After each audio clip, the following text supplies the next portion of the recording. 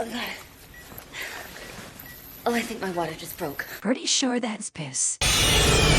Alien vs. Predator Requiem, the movie I didn't know existed until really recently. And I was actually surprised when I watched this because it was a decent movie. And it would have been one of the better Predator movies if you could actually freaking see what was happening. The Predator ship that is carrying the dead body of Scar, which I guess is the actual name for the Predator that fell in love with the woman from the last Alien vs. Predator, realizes very quickly they have a problem on their hands. The Owl just like, oh, we have one of these things on our ship that's loose. Gotta go back to planet Earth, can't take that back home like this. A father and son are hunting a deer. They're interrupted when the ship crashes. So they run towards it because they're curious, which to me is very irresponsible as a parent because you don't know what the heck that is. You don't know if radiation is involved. I get in their mind they probably want to know if there's anyone there that needs help, but it's pretty clear upon going to the ship that this is not a regular human spaceship. This is a freaking alien spaceship. What are you doing? You have a child. To be fair though, these guys probably have no idea. They're like, aliens don't exist, and they probably didn't know it was an alien spacecraft. Probably the last thing they were expecting going out hunting for deer. Facehuggers chase them through the forest. The father has acid sprayed upon his arm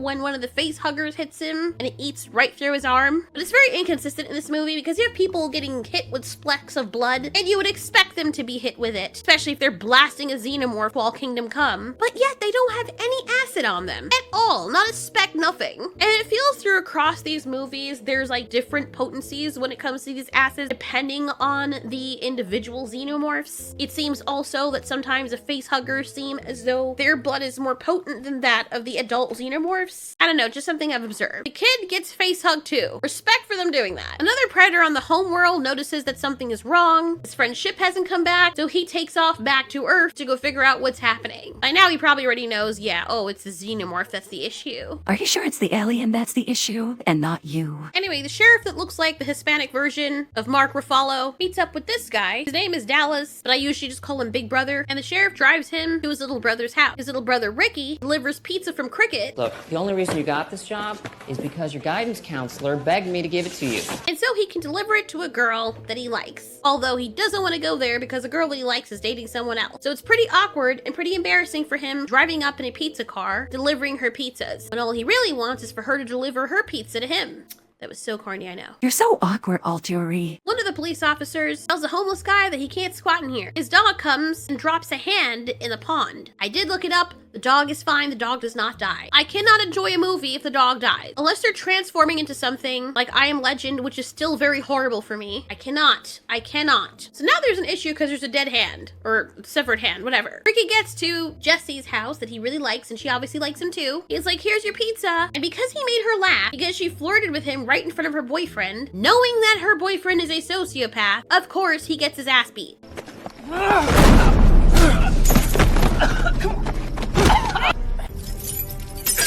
Oh, you bitch! And Dale and his rescue ranger buddies are like, you'll find your keys.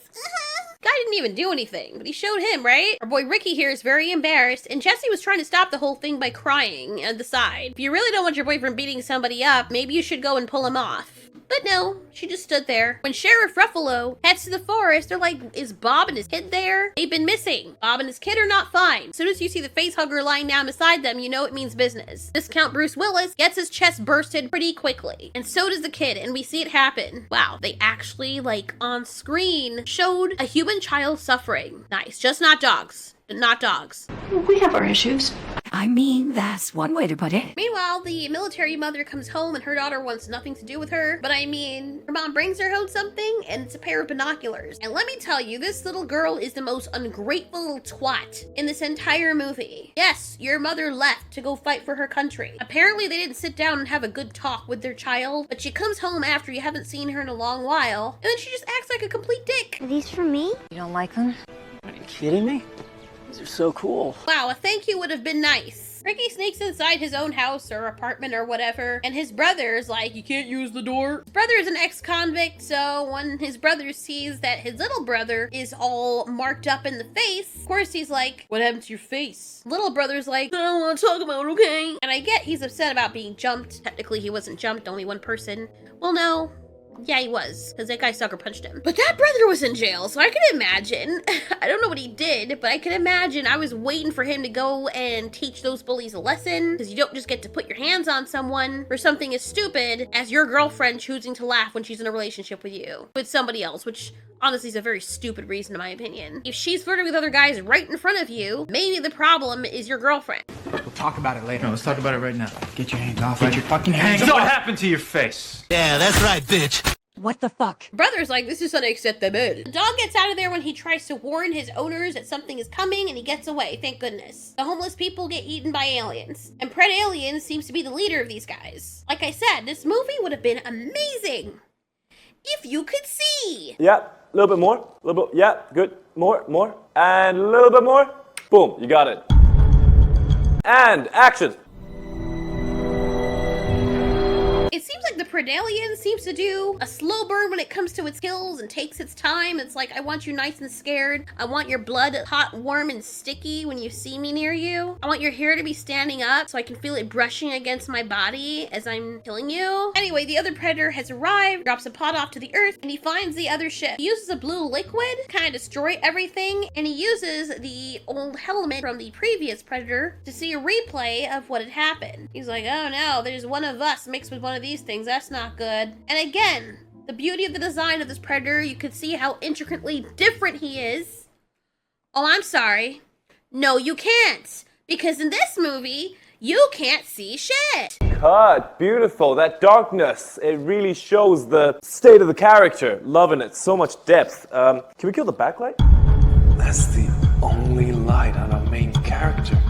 Awesome, back to one, and action. Like, I don't know what's going on. I don't know who directed this movie, but this person is to films what Christopher Nolan is to sound. Why are we watching a movie about black hole? Okay, are we in the shadow world from Thor Love and Thunder? Why is there no freaking color? Like, look at this. You can barely see the dude. Did y'all do just such a hack job with the makeup and stuff that, you know, you don't want to show it or something? Can you imagine working for these studios and putting all this time in with the visual effects and everything just for them to come out with the movie looking like this? And then people talking about online how the special effects and visual effects and the art and makeup must have been very horrible when, you know, you didn't even get a fair shake of people seeing it to even judge it in the first place. So people just automatically assume the people who did the makeup or the visual effects suck because they don't show it in the freaking movie. And I feel sorry for those people who actually do a good job, but no one will ever know because you will never see it. Pull that ass out and make it clap.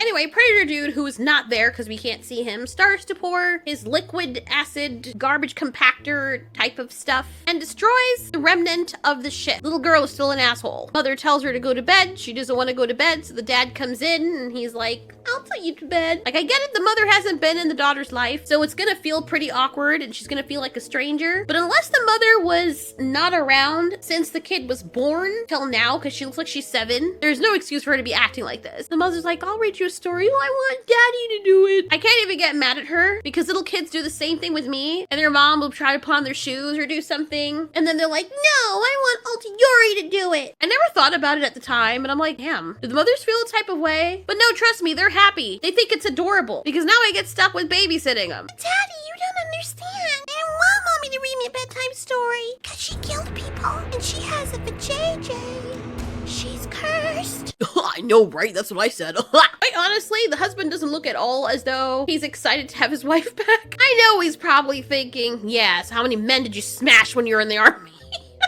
Like, it is what it is, dude. You're away for 4 years. I think it's fair game for both sides. As long as nobody comes back with STDs or pregnancies. 4 years is a really long time. Anyway, Buck and Bowie, I don't know what their names are. They enter the sewer. What the hell was that? He clearly saw something that was not a rat, but that's what they're going with. They have some brotherly time talking about the girl that he likes and making a big deal about it. When they see Shed's skin, Big Brother's smart. He's like, all right, let's bounce. The sheriff is like, I am so sorry. I know your son and husband are out there, but we have to call off the search until the morning. Which is like, dude, I know, I get it's late and everybody's tired, but people could die in that time, you know, especially with a little kid out there. But anyway, so Dale and his father, I'm guessing that's his dad, says that we take care of our own. If they're out there, they're not going to stop looking. So they do continue to look until they just have to call it off because there's nothing. The Predator has come across the son and father's bodies. He's erasing every trace of the xenomorphs having been there. So he pours a liquid on their bodies and they just disintegrate. Just like your face does in the morning. All units report. He's gonna die. This poor man's walkie-talkie goes off, and yes, the Predator kills him. The waitress serves the sheriff and thinks they pulled an all-nighter. But the sheriff, and Dallas who's with him, tells her that no, yeah, we stopped at 3 a.m. Means her husband didn't go home. These two keep looking at each other for some strange reason. Is there something the audience is supposed to know? Well, it doesn't matter because that's never explained. They're just looking at each other, I guess. They go out to find Bobby, or not Bob, well, whatever his name is, Ray, somebody, and they do find him, except they don't find him in the way they wanted to find him. They find him with his skin sloughed off and hanging in the tree, which is a signature thing that Youches or Predators do to show you that they've kissed you or something. I don't know what the purpose is to instill fear, which is like, okay, you're there to kill xenomorphs. So what is the purpose of doing that when you don't want to draw attention to yourself for the specific mission? I have no idea. The mortician's like, I've never seen this before. Jessie comes on to Ricky so hard. She's like, here, I see the way you look at me. He's like, what are you talking about? You look at me with those eyes. And this guy is not simping. You know, you look at me that same way in class. Yeah, well, the clock's behind you. She is telling him in every single way that she likes him. And he does the right thing and just plays it cool. He lets her invite him to pick her up on a date. She doesn't even wait for him to answer. She's like, you're picking me up. I can't tell you half the time if he's fighting Predalien or fighting his minions, which are the regular xenomorph. Can you guess why? Because I can't see, motherfucker. Predalien waits in the shadows. He seems to be the boss. There's a whole bunch of damage after the xenomorphs, and Predator busts out from the sewers. The chef and the waitress are closing up. She's still worried about her husband, and the chef is like, you can come stay with me and my wife tonight. Of course she can. But she declines the offer. As she's leaving, she hears a scuffle in the kitchen. She goes back in and sees Predalien despining someone, which is something I didn't notice until I watched this to edit this video, because it takes traits from its hosts, and up until now, I've not seen it despine anyone. Interesting. She gets killed too. Guess they're trying to recreate what Ripley did with the alien. Anyway, the soldier's little girl, we're made to think that she's in danger, but she's like, I'm gonna use the binoculars that Mom gave me, but I'm too afraid to tell her thank you or that I like them. The sheriff tells Dallas he's never seen anyone degloved before like that, and they found the officer and this is bad. Dallas decides to hang with him. Meanwhile, the Predator tracks the xenomorphs to a nuclear power plant. I don't get why with some of these people, the Predator decides to kill them and they're not armed. Don't they have some sort of code or something? I guess he doesn't want the human going back and telling the other humans, but I mean, come on, the poor guy. All he had was a hard hat. Does that count as a weapon? Little Miss Missy Jessie is standing at the pool waiting for Rick to show up. It would have been so funny if he had left her standing there. She would have felt so embarrassed. She would have been like, oh no, he doesn't like me. No! Left me standing out here in the middle of the night in the cold by myself. Anyway, she had her way to leave this open because she taped the lock or something. You just broke up with your boyfriend. Like, you just broke up with him. Broke up with him specifically to get with this guy. Jesus, like, there's literally no time in between. I couldn't help but think after, like, why is she hurrying so much? I get that she likes this guy, so it's understandable. But she was gonna give him some sucky. Are you trying to trap him? Are you pregnant and you'd rather him be the father of the other guy because the other guy's a douchebag? I don't think that's it, but it was just like, dude, the quickness. No time like the president, no time to waste, right? Life is short. Anyway, she degloves herself. Sorry, she takes off her clothes. Only some of the clothes. If you guys want to see it, you gotta go watch the movie. See what I did there? I know, I'm so freaking mean. And then she's like, are you looking at the clock now? Are you looking at me? Or the clock? Come here. Yeah, boy. Giving me some James Franco vibes. But this is so awesome. It kind of reminds me of those games I used to play, the harem games, where all the anime girls are fighting for your attention. They're freaking hilarious. You should try them. I don't know what it is. Like, girls get mad at guys for being like, I don't care about these stupid sluts. But then when you play a guy character in one of these games, you're just like, I like all of them. Sometimes I just want to be an asshole. Like, you wouldn't do that in real life, but in the game, you're like, I just want to hurt him. I don't know what it is. I think it's like a mentality with GTA too. Pull someone out of their car and curb stop them because they cut you off. But in GTA, you're like, bitch, you cut me off. Where's my freaking AK? It's It's so freaking stupid. What happens when the characters start to look real? Like more so than pixels on a screen. You gotta wonder about the morality there, because then you can't tell whether or not they're humans or pixel animations. Gets real weird, you know? Anyway, off topic. They kissy, and guess who pulls up outside? Dale and his friends jump poor Rick again, or at least they try to, but Rick has the upper hand as he charges at them first for calling his girlfriend a slut. I like how Dale is like, be careful, I taught this woman everything she knows. He said it in a much meaner way, if you know what I mean. Again, she's like, stop it! And then a freaking xenomorph happens to be in the pool area right after all the power gets knocked out. It dives in the pool, and she's like, get out of there! And they're all running, and the black guy gets killed first. He didn't even make it out the pool. The other friend doesn't make it out the window. Meanwhile, the little girl sees a monster outside and starts screaming. Her parents are like, see? There's no monster. You're being silly. See? No monster. Maybe you should have made sure before you said that there wasn't a monster in there. I know it's not supposed to be funny because she just lost her dad. I would be devastated, but they made it look so funny. Poor little girl. The Predator gets injured fighting all these xenomorphs, but he tracks down every single one of them and again pours his little special Rick and Morty blue fluid inside any place that has any trace of any xenomorph carapace. I'll stop. Oh God.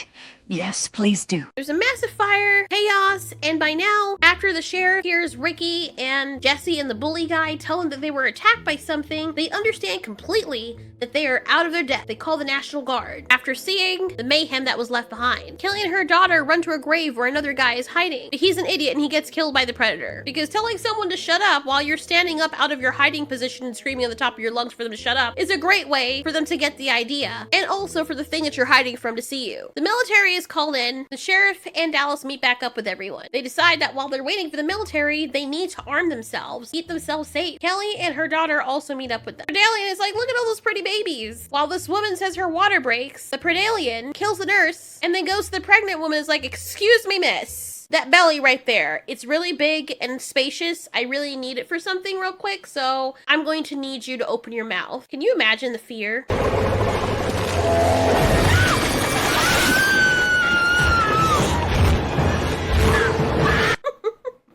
That's hot. I'm kidding. Sort of. While they're hiding out, Dallas gets taken by Predator, but he's not killed, only used as a diversion. Dallas frees himself from the trap. When the xenomorph is about to get him, Predator steps in. And then a freaking zombie goes up behind the sheriff. Oh no. Oh, sorry. That's not a zombie. That's Jess. Or is it? It's one of the women from the entourage, but you know, it's not like it matters since we can't freaking see anything. Love it. That's why I went to film school. So much depth in the cinematography. Oh, so much better. All right. What's the purpose of going to film school if you can't see shit? I mean, we are talking about film, right? Not just like sense of smell and hearing. Again, the xenomorph fights with Predator, and there seem to be a lot more fights, except... you get it. We can't see them. Unless you're a nocturnal animal. And even then, I don't think it would apply here, because this is already filmed. It's a good question. Can animals that can see in the dark make out everything in a dark film? I think 3D is a big thing here in depth of field. Anyway, the doctor goes to check on the pregnant woman like he didn't know what was going on or something. And she has stuff moving around her belly when they burst out. And there's like 4 of these things. They burst out of the stomach, and it seems to be a more efficient way of making more xenomorphs. Because all that happens is the Predalien spits in your throat, you get pregnant, and all of them eat their way out of your stomach. Now you have 4 xenomorphs for the price of 1. I also noticed with this movie that all the xenomorphs that come out look exactly like traditional xenomorphs. They do not have Predalien's features. They have the core xenomorph body plan. Anyway, Sheriff's on the phone with the National Guard or whoever's responsible for evacuating them. He calls for evacuation, and I knew instantly when he was talking to this guy that that guy had no intention of saving those people. He's like, yeah, get in position. We'll come pick you up there. Just tell everyone to go there. You know, damn straight what he's about to do. He's not going to save those people. He is telling them to go to the center of the town so that he can wipe them off the face of the earth. What the fuck are As a military woman drives the striker, Predator continues his hunt. Now there are xenomorphs crawling everywhere. It seems as though he cannot erase the evidence fast enough because they keep breeding, and they're breeding faster than usual. Anyway, military mama stops the striker and she's like, okay, I'm in the military, so I know exactly what the person on the other end of that phone was thinking. Yeah, it doesn't make any sense for us to all go to the center of the town. We'll be surrounded by the xenomorphs. It just doesn't feel right. We can go back to the helicopter that's at the hospital. Presuming the people at the hospital didn't take the helicopter to evacuate yet, which is like, why wouldn't they? And just for the chance that the helicopter's there, let's turn around. But the sheriff disagrees. He's like, that doesn't make any sense. Because what if that helicopter's not there? We're already going to a place where they said that they were going to save us. But Kelly doesn't think so. And then dumbass Darcy makes a line that just makes me want to slap her and slap everybody else in the striker for no reason. I think the colonel was lying. That's crazy. The government doesn't lie to people. What you all know, but most people don't know, unlike the African American community, with notable exceptions, the Latino community is an incredibly diverse community with incredibly different attitudes about different things. Observer. I mean, you got the first sort of mainstream African American who is articulate and bright and clean and a nice looking guy. I mean, that's a storybook, man. Poor kids are just as bright and just as talented as white kids. You got more questions, but I tell you, if you have a problem figuring out whether you're for me or Trump, then you ain't black. I do not believe you are a racist. He pours fuel on every single racist fire. I do not believe you are a racist. That's crazy. The government doesn't lie to people. Anyways, the group splits up. The sheriff takes some of the people so they can go to the town at the evac point, while Ricky and his big brother, Ellie and her daughter, decide to go back to the hospital, and Cricket meets up with them. Go to the hospital with the tank. We all need to go to the center of town. Things don't work out so well. As Predalien starts fighting the Predator, some xenomorphs attack the group. Jessie starts running pell-mell because she's terrified, and she ends up getting caught by the Predator's fidget spinner. Jesse! No, wait! Poor guy. You can only see his face lit up only momentarily as the light flashes, but he's absolutely horrified, and I actually did not expect this to happen. Did not see Jesse coming. Sorry, did not see Jesse dying coming. Shut up. Of course, he is just so enraged that he throws everything away. He's like, no! His brother tries to run after him. Lucky for him, the xenomorph attacks a predator before it can kill him. Gosh darn it. That girl was gonna give him herself. She actually really liked him. He finally got her, and they didn't even get to celebrate. Ricky is so angry. He picks up the predator's weapon and then is stabbed by a xenomorph. But it's only a shoulder wound, lucky for him. His brother chases the xenomorph or the Predalien away. Whichever it was. Cause don't you know, nobody can see anything. Meanwhile, Kelly is being protected by Dallas, Ricky's big brother. That is their main mission because she's the only one that can fly the helicopter. The colonel sends the jet to the evac site because yes, he's gonna blow them up. It is so heartbreaking to hear the sheriff calling the colonel and asking him, hey, we're here, where's the evac? And I'm pretty sure the colonel is having a hard time, but he's making a hard decision. Contain these things and try to eradicate the problem now, or let them spread and kill more people. Strange looking xenomorphs that are wearing cornrows. Oh boy. Then Dallas decides that he's going to do what he's gonna do and sacrifice himself so his brother, little girl, and Kelly, the military mama, can get away in the helicopter and go to safety. And I don't know why in every single Predator movie this is a situation. I think I didn't see it in Alien vs. Predator, the first movie that came out, Alien vs. Predator, and I forgot it if it did, but thank goodness if they left it out. But in this, it was so freaking cringy. It just took me out of the movie. It took me out of the movie. But for love of God, stop doing this. I know it's supposed to be a running gag or something, but it makes the movie worse. Out of here. No, I'm gonna pass your time. I'm not leaving you. Get to the chopper. Oh, fuck. Dallas uses the Predator cannon thing that looks like, never mind. Anyway, he holds them off for as long as he can. His brother refuses to leave him, but we think he's gonna die. I'm praying he doesn't, and since the Predator's cannon needs time to charge up, right in the nick of time before the xenomorph can kill him, this is the part that makes me so mad. Although I wanted him to live. He waits, the xenomorph waits on him and charges up the cannon. Then blows its head off. And you know what? We do remember though that xenomorphs do have acid for blood, right? Okay, just checking. So by all sense of what we know happens usually when xenomorphs' little pressure-filled acid blood comes out, you know, speckles of it should hit your face at the distance that the xenomorph was. With this dude, the fact that he's also under the xenomorph should be a reason why his whole face and body should be mush right now. But you know, plot armor and whatnot. Then comes the Predator. The Predalien and Predator decide to fight each other, and Dallas just so happens to make it right in the nick of time, thank goodness. So all that's left is for us to see the battle. I'm sorry. Stupid freaking me. I'm so sorry. I apologize.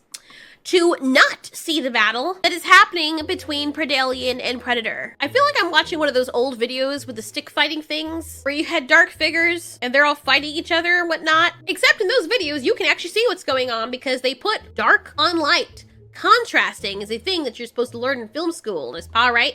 So having dark figures fighting in the dark so you can't see what the frick is happening doesn't seem very entertaining to me. And all the cuts that happen along with them being dark on a dark background just feels like the people who made this movie were trying very hard for us not to see it. Anyway, the Predator's equipment malfunctions and the Predalien is like, I'm going to sit here and wait for a minute for you to slowly take off all your armor so we can continue fighting. I'm going to just chalk that up to it being part Predator, and that's just a thing, so it's nice enough to want to wait. It also seems to take pleasure in killing, which is something that Predators do as well. And look, everyone, you can't see again. As the humans, Dallas and the others, are flying away, a jet is flying to the area where they're supposed to be evacuated. The Predator and the Predalien end up kind of offing each other. They're locked in like this death battle of them roaring each other's faces like Godzilla and Kong were. And when the sheriff realizes that he was wrong, and the woman looks at him, the woman who claims the government doesn't lie and all that stupidness, the look she gave him was honestly so hilarious. I felt really, really bad for them. It was very sad. But the look she gave him was so freaking funny. It's like, I mean, what else is she gonna do? She was like, really? Come on. As if it was his fault that that happened. Or I can just imagine in her mind, she was like, are you serious? Oh, for fuck's sake.